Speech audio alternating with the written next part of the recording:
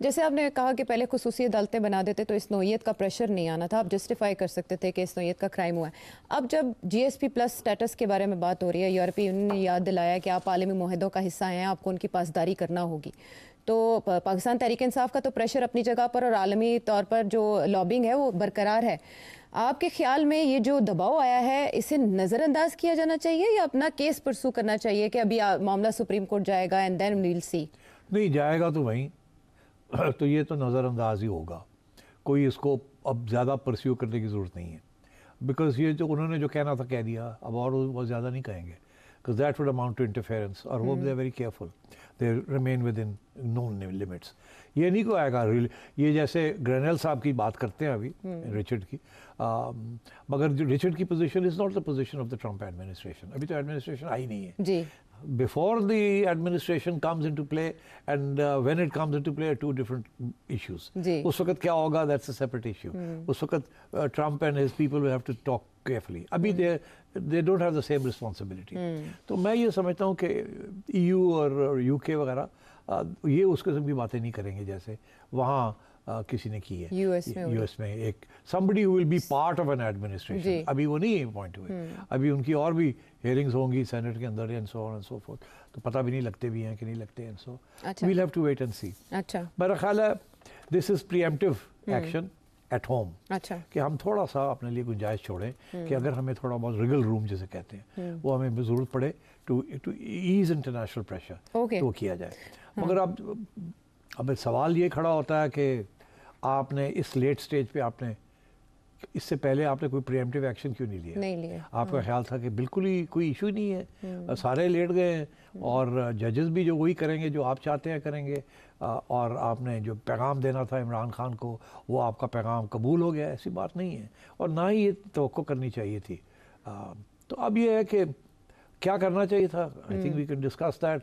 अब वो करने जा रहे हैं जो करना चाहिए था ना इनको एक माह पहले। क्या वो ये आयशा कि जब ये कांग्रेस में 12 लोगों ने खत लिखा था बाइडन को, उसके बाद 12 के वो 60 हो गए थे जी, बढ़ती जा रही थी तादाद। तो उसी वक्त वहाँ के जो एम्बेसडर हैं आपके और वहाँ की जो ISI है, हमारी ISI की कंटिजेंट है वहाँ, उनको फीडबैक देनी चाहिए थी ना कि जी ये गड़बड़ हो सकती है। अच्छा। ये 12 बढ़ सकते हैं।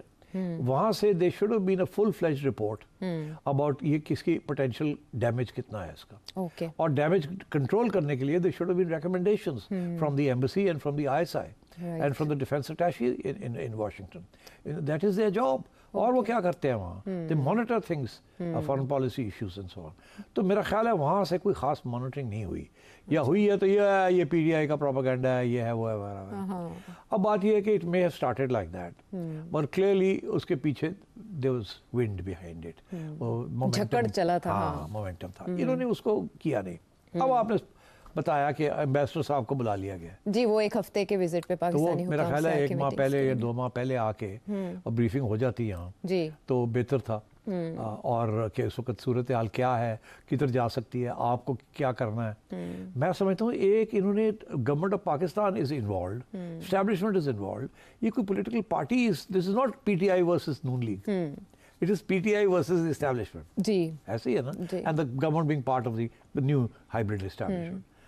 तो इनको पैसे इनके पास हैं, गवर्नमेंट है इनके पास, they should have hired top lobbyists to counter the PTI lobby. क्या आपने कोई स्टोरी पढ़ी है कि गवर्नमेंट ऑफ पाकिस्तान के लॉबियिस्ट ने फलाने को अप्रोच किया, फलाने खत लिखे, फलानी इंटरव्यूज दी? कोई खबर नहीं। ये सोए हुए थे। इनका ये ख्याल था ये PTI वाले क्या कर लेंगे, पहले जो कभी कुछ नहीं हुआ था अब क्या कर लेंगे। मैं समझता हूँ it's miss calculation which may prove costly. और उसकी वजह यह है कि इन्होंने पहले, मेरी असेसमेंट ये है कि इनका पहले असेसमेंट ये थी कि डोनाल्ड ट्रम्प नहीं जीत रहा। अच्छा, हाँ, वो वैसे अंदाजे भी तो इनके अंदाजे सर्वेस भी ये थे कि डोनाल्ड ट्रम्प नहीं जीत रहा, और इनके जो लोग थे एम्बेसी के अंदर भी और वहाँ की, वो भी यही कह रहे थे कि डोनाल्ड ट्रम्प नहीं जीत रहा जी। तो इन्होंने इसलिए डोनाल्ड ट्रम्प को राइट ऑफ किया हुआ था। ओके, ठीक। दूसरी तरफ जो लोग वहाँ बैठे हुए हैं उनको नजर आ रहा था कि शायद डोनाल्ड ट्रम्प जीतेगा, बिकॉज वो वहाँ अंदर पल्स है ना उनका। तो और बहुत से लिबरल्स जो है उन्होंने मिसरीडिंग की है इस चीज़। अच्छा। तो सो अब now they woken up, it's a bit late. मैं समझता हूँ गाड़ी चल पड़ी है अब। अच्छा। और गाड़ी जो है वो पुल क्रॉस कर चुकी है। ठीक। और अब ये जो आखिरी स्टेज पे ये हुआ है हाँ। कि वो 60 सेनेटर्स कांग्रेसमैन हो गया, उसके बाद ये रिचर्ड साहब आ गए हैं गेम के अंदर, और रिचर्ड साहब के ऊपर ठीक ठाक काम किया उन्होंने, और रिचर्ड साहब ने दाना लेके उन्होंने अपनी जो बात करनी थी कह दी। मेरा ख्याल है वो रिचर्ड साहब के बारे में ये कहा जाता है कि वो मैवरिक है। मैवरिक से मुराद ये होता है कि वो जैसे डोनाल्ड ट्रंप मैवरिक है, रिचर्ड भी मैवरिक है। ये सारी जो एडमिनिस्ट्रेशन है अमेरिकन जो आने वाली है, दे आर ऑल मैवरिक्स। वो ना इस्टेब्लिशमेंट के है ना वो किसी और के है, वो बहुत सी बातें कर देते हैं, फिर पीछे हट जाते हैं, फिर आगे हट जाते हैं। In fact that is one reason according to analyst कि why Donald Trump and Richard and उनके जो नेशनल सिक्योरिटी एडवाइजर वो पसंद करते हैं इमरान खान को। वो समझते हैं ये भी आउटसाइडर है। वो कहते हैं हम आउटसाइडर हैं, खान भी आउटसाइडर है, इसके दो आउटसाइडर्स एक दूसरे से बात कर सकते हैं। हालांकि आपको याद होगा कि बड़े नाराज थे अमेरिकन उस वक्त की अमेरिकन गवर्नमेंट बाइडन की, जब खान साहब ने ये कहा था कि आज़ादी मिल गई है तालिबान को फ्रॉम स्लेवरी, गुलामी की जंजीरें तोड़ डाली।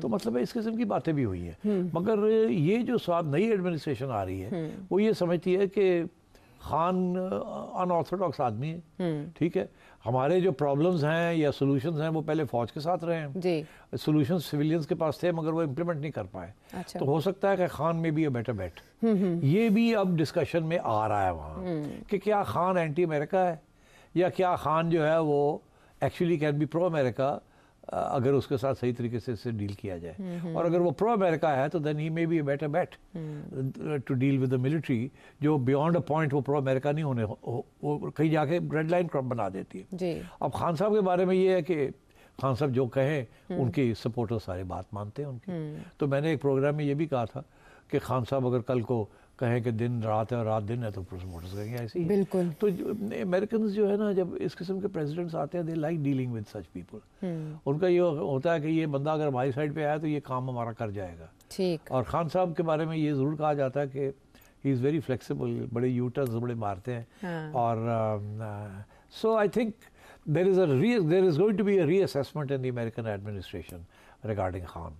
After? और अब जब वो आएंगे तो उसके बाद क्या उनके पास इतना टाइम होगा टू डिवोट टू खान, क्या नहीं होगा, how will they deal with it, will they deal with the American establishment, will deal with the Pakistani establishment, और will the American government deal with the Pakistani establishment, और will they go via the Saudis. ये चीज़ें अब देखने वाली हैं, हवा में चल रही हैं, ये चीज़ें चलेंगी और इंशाल्लाह आप देखिएगा ऐसे ही होगा। पाकिस्तान के साथ डील करने के दो तरीके हैं आज तक, एक सऊदीज़ के ज़रिए और एक मिलिट्री टू मिलिट्री। हमेशा स्टेट डिपार्टमेंट इतनी कामयाब नहीं होती, बिकॉज स्टेट डिपार्टमेंट हमारे सियासतदानों के साथ तो कामयाब हो जाती है, फ़ौज के साथ इतनी नहीं होती। फ़ौज के साथ तल्लुकात CIA के हैं, पेंटागन के हैं, and so on.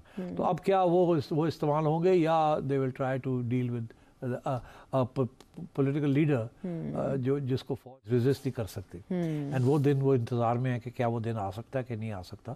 Keep our options open. तो मेरा ख्याल है we will see all this developing.